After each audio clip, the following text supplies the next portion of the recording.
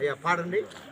ఆనందమే పరమానందమే, ఆనందమే పరమానందమే, నా జీవితమునకు ఆనందమే, నా జీవితమునకు ఆనందమే, గతమున నీరు తీరిపోయే, భారము నానందు దాటిపోయే, గతమున నీరు తీరిపోయే, భారము నానందు దాటిపోయే,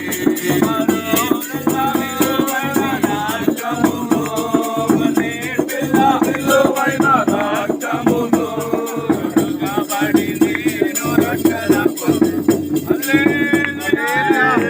అగరుడైన మా తండ్రి, పరలోకం నుండి దేవదూతలతో నీవు తొంగి చూస్తున్నావు ప్రభువా.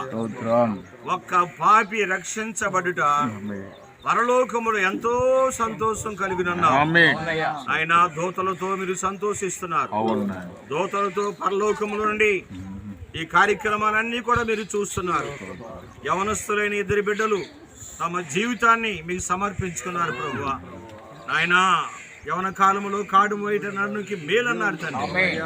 ఆయన బిడ్డలను మీరు దీవించండి, అన్ని విధాలా మీరు ఆశీర్వదించండి, అనేకులకు సాక్షులుగా సిద్ధపరచండి.